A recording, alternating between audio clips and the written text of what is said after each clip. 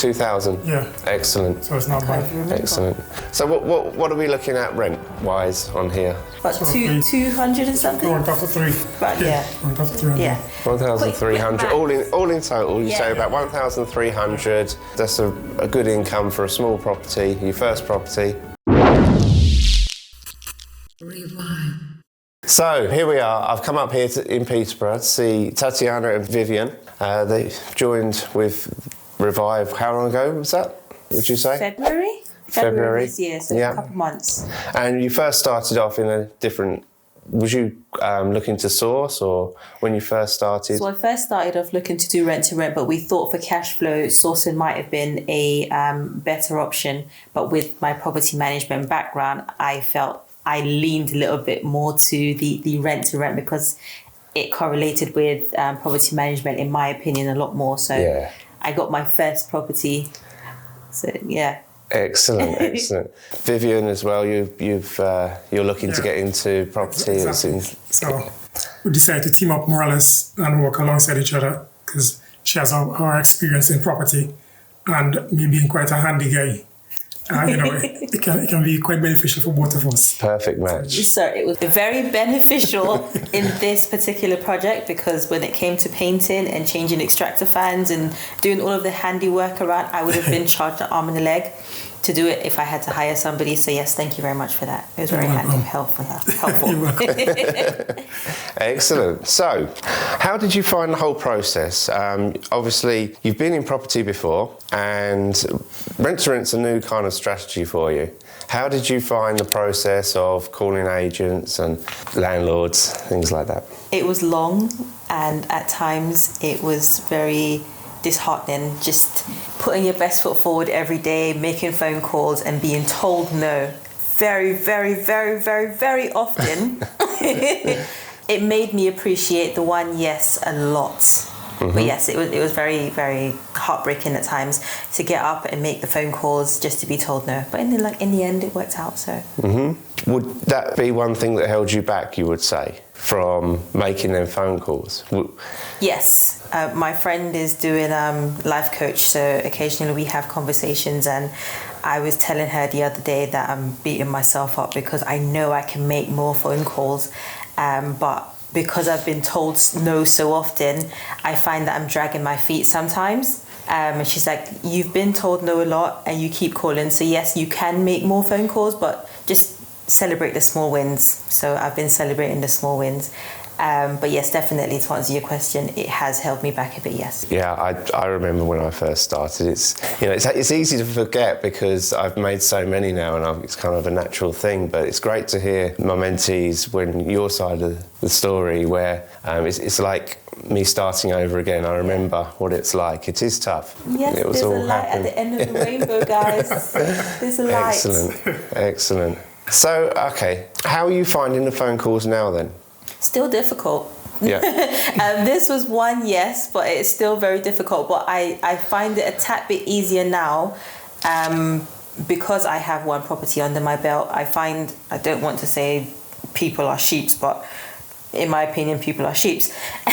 Whenever you don't have a property, they tend to say no because you have no properties. But the minute you have one, they're more inclined to say yes because they can see that you have revenue and you've got experience in that field. So yeah, I find it's a lot easier now with at least one property under my belt than not having any at all. How did you find that process, Vivian? I'm still, because at times I would try and make calls as well just to assist with the process, and I'm still going through that phase of having to accept the no's. You know, it's quite a daunting thing. Yeah. To be putting a lot of effort and then to be told no, and you have to keep starting all over again. Yeah. So Shanika was able to secure this one, which is very reassuring and sure that that with some more commitment, we could actually get more properties under our belt regardless of those no's. Yeah. So I must say, as a coach, it is one of the main points that people or mentees struggle with. Right. It really is, and once you've got over that hurdle, it just gets easier and easier, doesn't it? Okay, so tell us the story about how you found the landlord and what the whole story was about it, behind it. Am I telling this story? Okay, go on then. First of all, before we get on, for any confusion, my name is both Shadika and Tatiana, for anyone who is confused. Just putting it out there. So to answer your question in regards to how the story began, as usual, I have set days that I contact landlords and agents, and on this particular Saturday, I was calling landlords directly. I found this landlord on Gumtree. I called him, and it's almost as if we were playing phone tag, because I called and he missed it, and he called me back and I missed it, and I called him back and he missed it again. And then finally we got in touch with each other, and he said the property was still available and he was doing viewings. I believe it was a Sunday. I think it was the 1st of June, if I'm not mistaken. And I said, I can't do the 1st of June. It's my mom's birthday. I can't come on that day. Can I come another day? And he said, for you, I'll make an exception. So instead of doing it on that day, I will do it the day before. So I would have been the first person to have viewed the property. I said, perfect, that's great. So we penciled it in, as he said he was driving at the time. So he sent me the address via text message and it was penciled in. So the first would have been that weekend coming. So we got all of our stuff ready. We did some research on the area and we were all ready to go. We were excited. He was upstairs at the time when I made the phone call, and I was just so happy to get a yes. I ran up the stairs. I was like, I got a yes. I got a yes. It was like a kid in a candy store. Yeah. Somebody said yes. So, we went to do the viewing. We took a long drive down to Peterborough. Yeah. It was my first time coming down to Peterborough. Before we actually got into the property, I remember saying to her that I don't really like the area, this part of Peterborough that much. We got there early, so we walked around the area. That's great. It's important. We thought it looked a bit grotty, to be polite.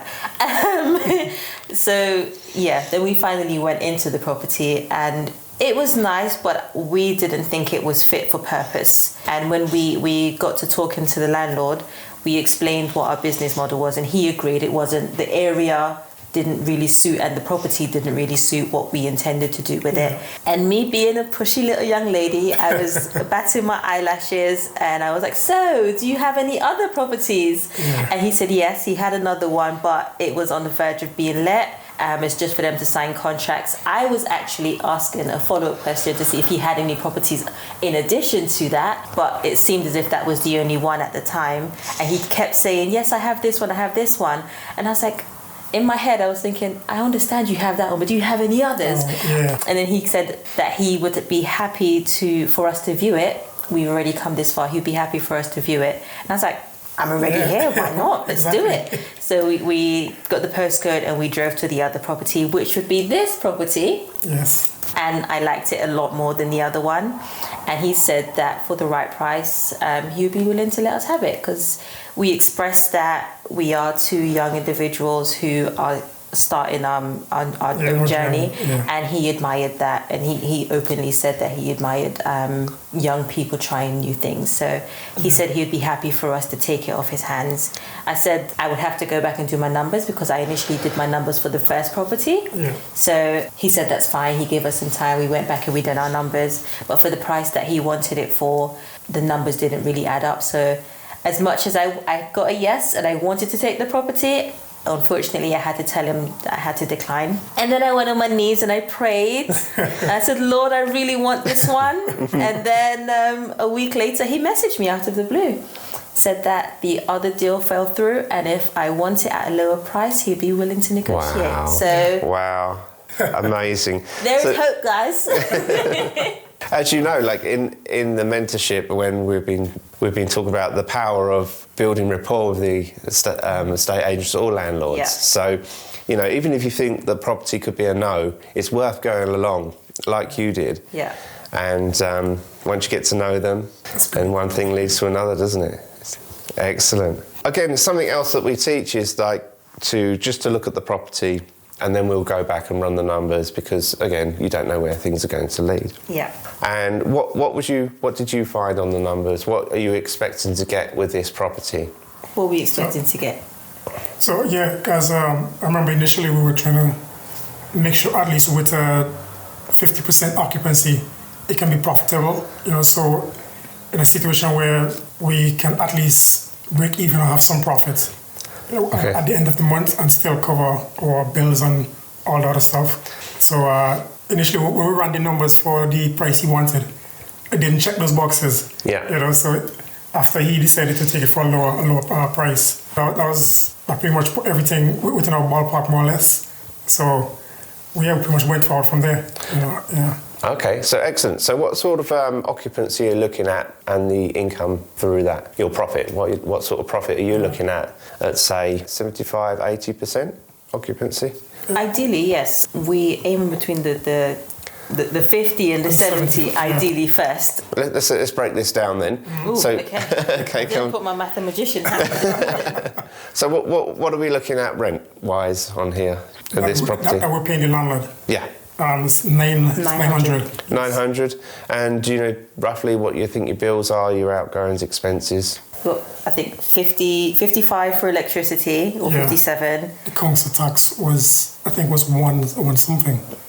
The council tax. No, but then we're not doing the council tax, because the business. Yes. Yeah. Yes, it cleared up. Yeah. Small business rates. Yeah. Right, Yeah, yes. that's a great thing when you start, isn't it? Yeah. So there was electricity. The water was 50. Mm-hmm. We've got Wi-Fi at 20. No, 26. 26. 26.50 is Wi-Fi. I wasn't far off, 27. And then there was TV license at, was it 14.50? Sounds about right. Yeah. So, okay. How much would that add up to? About So 200 and something? We're after 3. Right, yeah. We're after 300. Yeah. 1,300. All in total, you say about 1,300, and your revenue? In profit, the net profit, that should leave us, I think, was like 600 to 700. Yeah. After, on a monthly basis. Okay. So that's on an average week, about 600-700. Yeah. And that's at 71% occupancy. Yes, it's All right, yeah, okay. Yeah. Yeah. I don't think 100% occupancy. Oh, brilliant. Yeah. So excellent. All right then. So it's around 600-700. That's a good income for a small property, your first property. All in, what would you say that it cost you to set up? I want to say no more than 2,000 to set up. Yeah. I think initially when we ran our numbers, we had put aside it was just under 2. I think it was 1,900. We had put aside for setting up, or we had calculated. But I think altogether it came to about 2,000. Wow. So you've just got to make up 2,000, and after that you're running pure profit. Yeah. Yes. From 600 to 700. I mean, you're in peak season now, so you're probably looking at a lot more per month, aren't you? Yeah. You know, excellent. I was spending the money. It felt like a lot more than 2,000. I've done the calculations with my many receipts, which I'm collecting, and it came up to about 2,000. So, what's in the future for you both? What are you looking to do now? As soon as we settle with this one, ideally we'd like to go straight back into it and try and get some more under our belts, you know, as well as do a bit of sourcing as well. You know, maybe collab with some investors as well, pretty much focus on the rent-to-rent and the sourcing part of it. Because that's a great strategy, isn't it? Because if you're sourcing alongside taking on the rent-to-rent, the sourcing kind of oils the wheels of the business, doesn't it? And then keeps you going. You don't want to sit there twiddling your thumbs until you... Yeah, excellent. So you're really being proactive, looking forward to the moving forward. Right. And another thing is we're trying to systemize a lot of things with this one as well. So we think that would help a lot going forward with the other properties, because this was our first one. There were some steps that we took after that we probably should have taken before. Right. So now that we are aware of that, we can then say, okay, do this part first and then move on. Got you. Yeah. So it's a great thing to do it yourself when you first start. Then you know how to systemize, how to automate, and also how to pass on the tasks to other people, your employees in the future. Right. Yeah. Let's imagine walking through the property, right? The guest books on, say, Airbnb and Booking.com. Obviously, you're going to work more on direct bookings later on because you're just around the corner from Progressive Property, I believe. Yeah. And you're going to focus on that, on marketing out that way. That's great. And also contractors. Yes. Yeah. I'm not sure if we scraped over that before in the programme, and how to find contractors, but we'll... I think you've sent a link.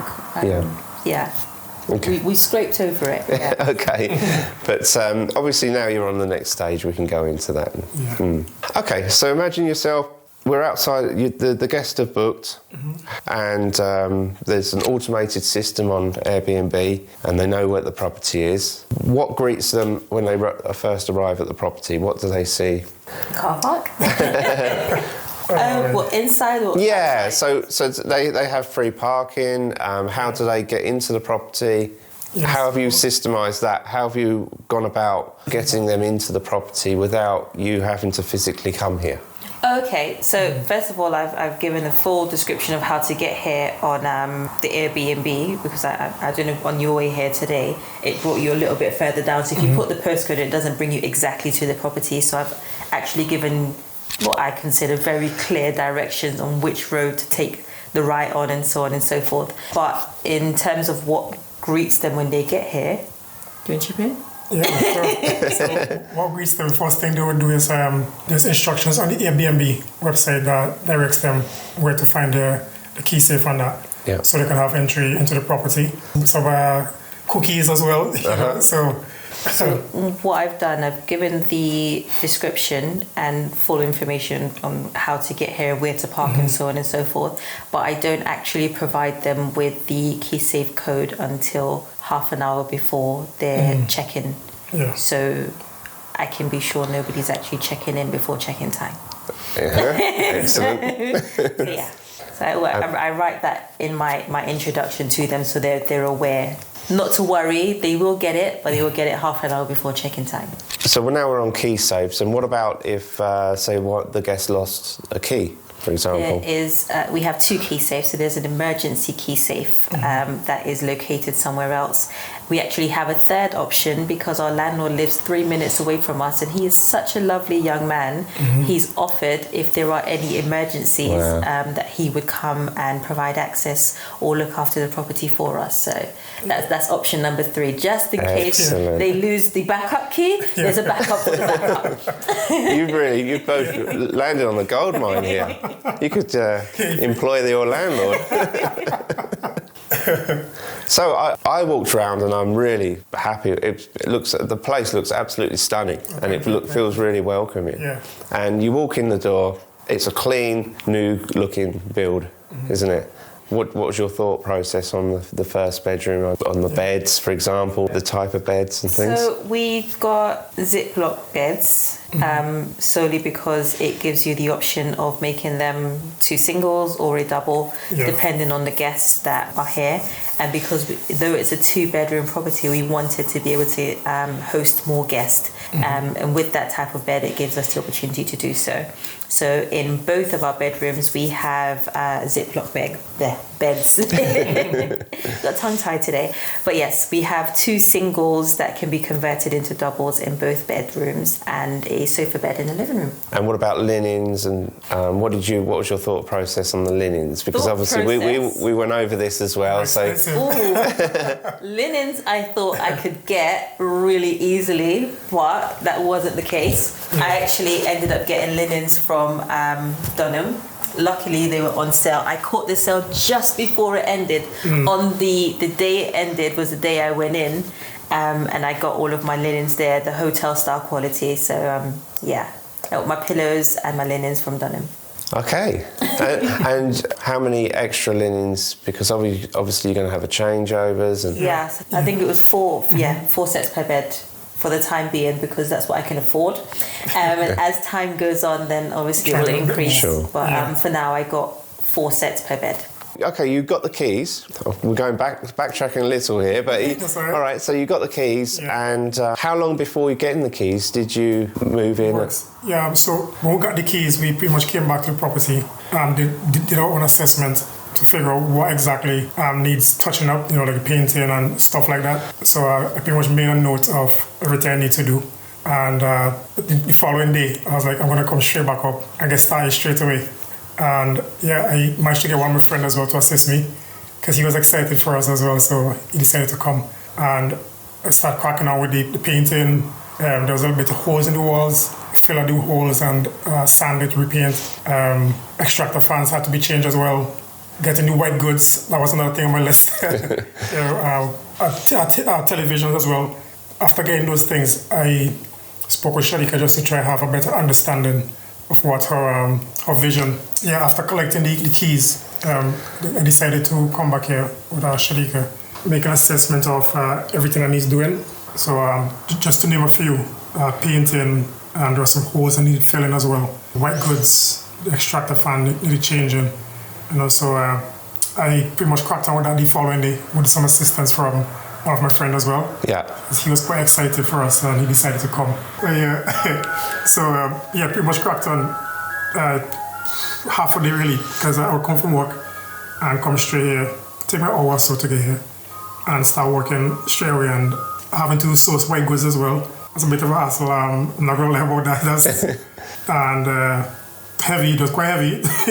Having to bring the fridge in, the washer, everything. I took measurements as well because I needed to make sure the white goods could fit in the space that was provided.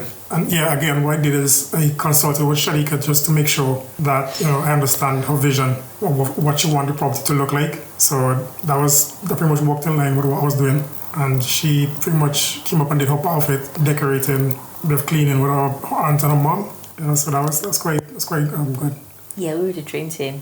Yeah. I've got pictures with us and videos of us doing shopping with 3 to 4 baskets in Dunham with blinds and sheets and just everything.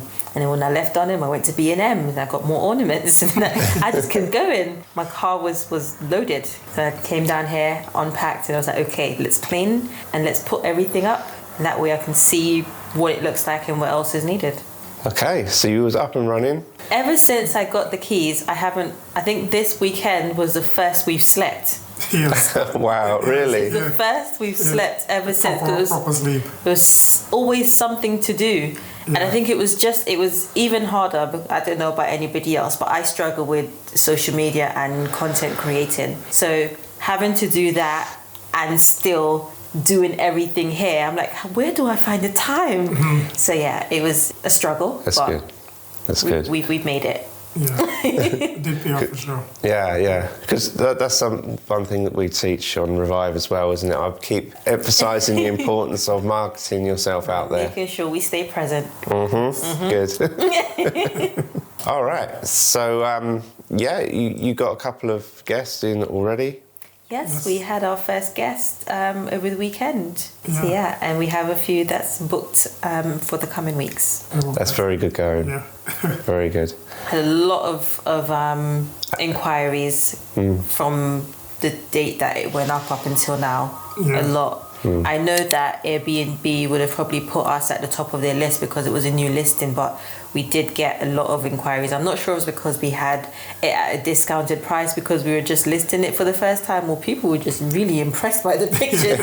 But we had a lot of inquiries. Because you was very proactive. You've got the listing out there already before you even was ready to go. And I thought that was very important because I wanted to see how people would take it. So if test the water. I wanted to see if people would actually book it. I don't want to take the keys and spend all my money invested in the property and nobody's interested. The area is not actually that great. I'd have to have found an excuse to give to the landlord. I'm sorry, but I can't take it on. So but that didn't have to happen. I think within days I had inquiries, so that was very reassuring for me. Not just the numbers that worked, but the area works, and I felt more checking as well. Yeah, I felt more confident going into it because the numbers worked and people were interested. Fantastic. So you actually seen the reality to the theory. Excellent. So it sounds like quite a journey for both of you. You've both been employed in the past, and now you're starting your own business. You've really pushed your boundaries in every way possible. You've had your ups and downs. Yes, for sure. I'm so proud of her, man, because she's always the kind of more reserved, never want to be out there like that, and she just pushed past those boundaries. So I was telling her I'm so proud of her just doing that. It's really good. Really, I'm really happy for both of you. It really does mark a point of your life where you're going to start to design the life that you want. Yeah, exactly. It's obviously something you've thought about for some time. Yes. And now you're doing it. It's becoming reality. Yeah. So how do you feel about that? So I'm super pumped. I'm excited. I can't wait. Now that I have done this one, I can't wait to get onto the other project. Yeah. I just want to keep going and not just for myself, but I want to make sure that this works and I can help others by hiring friends or families that can help me to become a part of my dream team. So yeah, that's the goal. Yeah, absolutely. And that's the one thing that I really appreciate with my journey in rent to rent and property is you don't realise how many people, how many lives you change, you impact. Yeah. Because you, as you say, your friends and family are going to get involved. All the people that are coming here and having experiences in your property, what you've designed, the revenue that's going to create and the jobs that you will create. It really is a wonderful thing, isn't it?